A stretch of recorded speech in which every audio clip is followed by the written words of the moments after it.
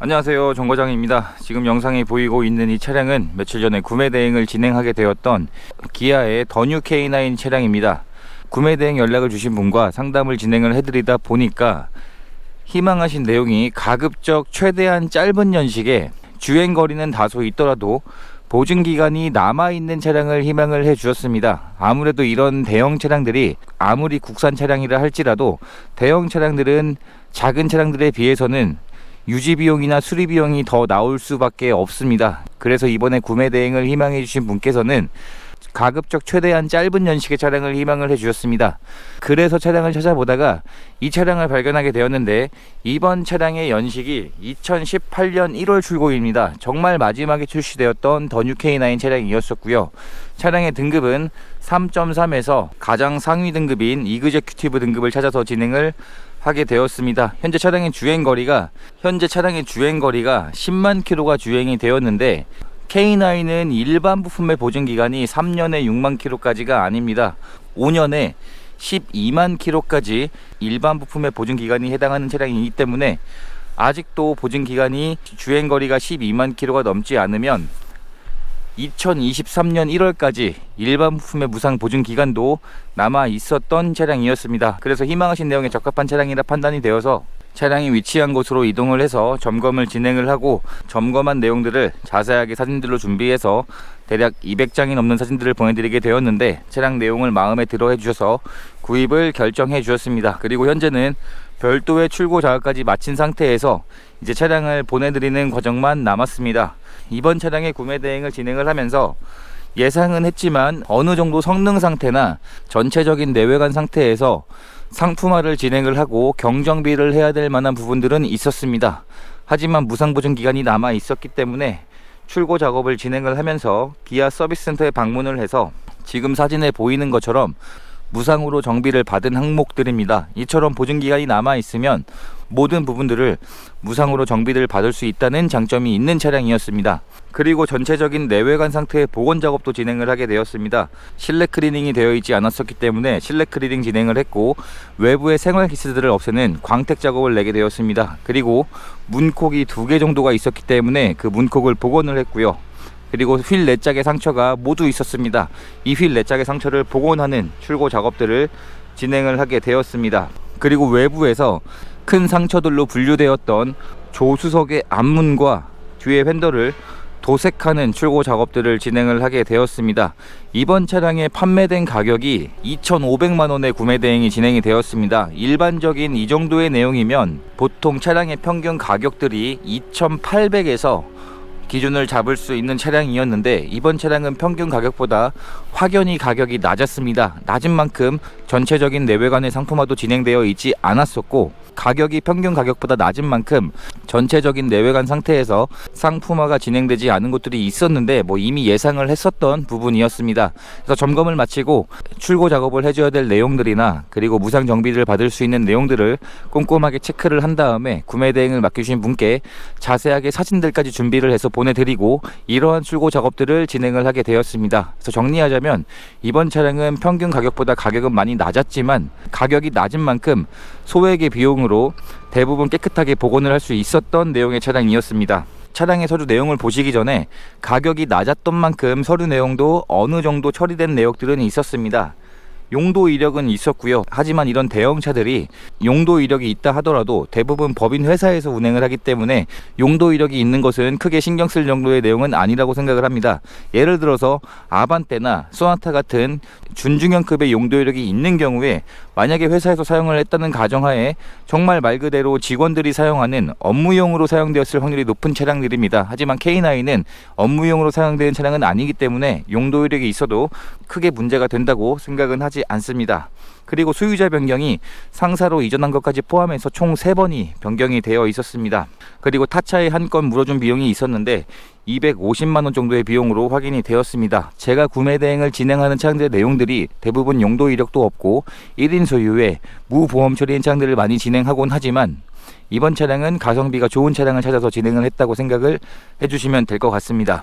차량의 트렁크를 열어보게 되면 전동 트렁크는 당연히 기본 옵션으로 장착이 되어 있습니다. 그리고 트렁크에 적재할 수 있는 공간도 굉장히 큰 차량이기 때문에 뭐 차량을 사용하는 데 있어서 불편함은 없을 정도의 트렁크로 생각을 해주시면 될 것 같습니다. 타이어도 이미 교체가 되어 있었는데 뒷타이어 같은 경우는 대략 30에서 40% 정도의 마모 상태가 남아 있었습니다. 그리고 앞 타이어의 경우에는 대략 50% 정도의 마모 상태가 남아 있었습니다. 그래서 당장 타이어를 교체할 필요는 없는 차량이었었고요. 그리고 이 당시에는 LED 헤드램프가 아니고 HID 헤드램프였습니다. 장착되어 있는 라이트도 양쪽 다 정상 작동하고 있는 것으로 확인이 되었습니다. 그리고 외부의 상태를 보시면 이번 차량은 도색이 되어 있는 곳이 총 2판이 도색이 되어 있었습니다. 도색은 되어 있었지만 전체적인 외부 상태를 보시면 연식 주행거리를 감안했을 때 외부 상태에서는 뭐 크게 흠을 잡을 만한 내용들은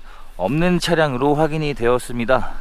특히나 검정색이기 때문에 검정색은 관리가 되지 않으면 훨씬 더 지저분해 보일 수가 있는데 외판 상태에서는 크게 흠을 잡을 만한 내용들은 많지 않았던 차량이었습니다. 엔진룸 안쪽을 보게 되면 확실히 고급 차량이라 느껴지는 부분이 엔진룸 안쪽이 대부분 커버로 마감 처리가 되어 있습니다. 이 엔진 커버를 탈거를 해보게 되면 3300cc의 6기통 가솔린 엔진이 장착이 되어 있는 더 뉴 K9 차량입니다.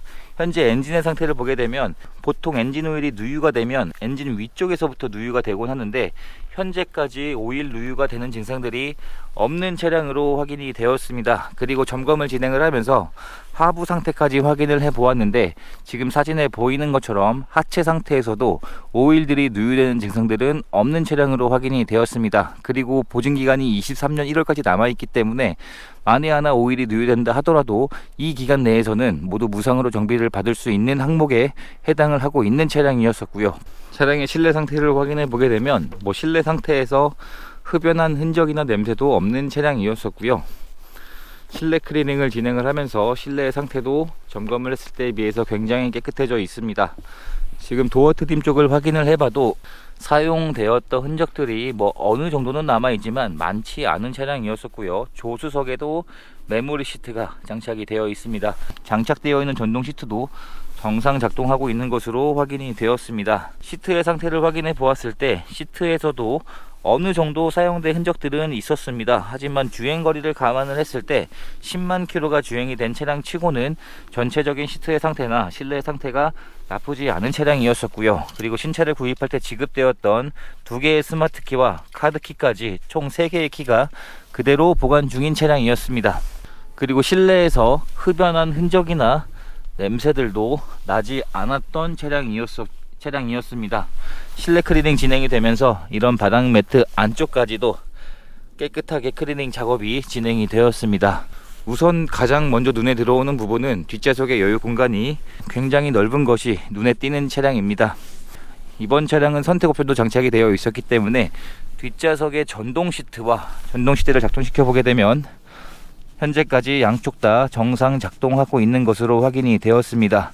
전동 시트도 장착이 되어 있고 뒷좌석에 통풍 시트도 장착이 되어 있습니다. 그리고 선택 옵션이 하나가 더 장착이 되어 있었는데 듀얼 모니터가 장착이 되어 있습니다. 양쪽으로 2개의 듀얼 모니터가 장착이 되어 있는 차량이었습니다. 그리고 뒷좌석의 시트 상태는 생각보다 사용된 흔적이 많지 않았었는데 이런 대형차들이 오히려 뒷좌석에 편의 공간이 더 많은 차량인데 이러한 차량들의 대부분이 사실 뒷좌석에 탑승한 흔적이 더 없는 게 현실입니다. 주로 혼자서 주행을 많이 하시기 때문에 이런 대형 차량들일수록 오히려 뒷좌석에 사용된 흔적은 더 없곤 합니다. 이번 차량도 같은 상황이었었고요. 운전석의 문을 열어 보았을 때 운전석에도 생각보다 사용된 흔적은 많지 않은 차량이었습니다. 그리고 운전석 역시 통풍 시트, 열선 시트, 그리고 메모리 시트에서 이런 도어 트림 안쪽까지도 사용된 흔적들은 많지 않았습니다. 실내에 탑승을 했을 때 이런 디자인인 차량입니다. 지금은 더 K9으로 풀체인지가 되었지만 사실 그렇게 구형스럽지 않은 디자인으로 보여지는 차량입니다. 그리고 이 당시에도 전자식 기어봉이 장착이 되었었기 때문에 디자인적인 요소도 굉장히 고급스러워 보이고 사용을 했을 때에도 사용감도 굉장히 좋았습니다. 버튼들이 워낙 많기 때문에 처음에는 옵션들이 너무 많아서 익숙하지 않을 수는 있겠지만 충분히 주행을 해보다 보면 쉽게 사용을 할 수 있는 옵션들이 장착이 되어 있습니다. 그리고 유보가 지원되는 하이패스 ECM 룸밀러도 장착이 되어 있습니다. 이번에 구매 대행을 진행한 차량의 주행거리가 10만 킬로가 주행이 된 차량입니다. 아무래도 주행거리가 늘어나게 되면 처음에 신차였을 때에 비해서 실내에 유입되는 엔진음이나 소음이 더 발생하길 마련인데, 지금 시동을 걸기 전에 대략 33에서 35dB 정도의 소음으로 측정이 되고 있습니다. 한번 시동을 걸어보게 되면 카드를 넣어주세요. 시동이 걸렸을 때 41dB 정도의 소음으로 측정이 되고 있습니다. 이번 차량의 주행거리가 10만 킬로가 주행이 된 것을 감안하면 신차였을 때에 비해서 소음이 그렇게 크게 발생하는 것 같지는 않습니다. 이런 대형급 차량들의 장점은 주행거리가 많아져도 더 낮은 급들에 비해서는 확연히 실내에서 발생되는 소음이나 신차였을 때에 비해서 크게 차이가 나지 않는다는 장점이 있습니다. 장착되어 있는 내비게이션도 당연히 정상 작동하고 있었고요. 터치도 당연히 지원이 되고 있습니다. 그리고 내비게이션의 크기가 8인치보다 1인치가 더 큰 9.2인치 내비가 장착이 되어 있기 때문에 사용을 하고 확인을 하기에도 굉장히 편할 것 같습니다. 그리고 장착되어 있는 어라운드 뷰도 정상 작동하고 있는 것으로 확인이 되었습니다. 물리 버튼들도 당연히 정상 작동하고 있었고요. 그리고 헤드업 디스플레이와 후측방 경보 같은 안전 옵션들도 장착이 되어 있고, 열선 시트와 통풍 시트도 정상 작동하는 것으로 확인이 되었습니다. 진단기를 차량에 연결을 시켜서 확인을 해 보았을 때 고장 코드도 전혀 없는 차량이었었고요. 그리고 문제가 되었던 부분들은 아직 보증기한이 남아 있었기 때문에 출고 작업으로 제가 서비스센터에 방문을 해서 모두 무상으로 정비를 받는 작업들도 진행을 완료하게 되었습니다. 이제 차량을 배달해 드리는 과정만 남았습니다. 이렇게 해서 또 한 분의 소중한 인연을 만들 수 있었던 구매 대행 과정이 되었습니다. 영상 시청해 주셔서 감사합니다.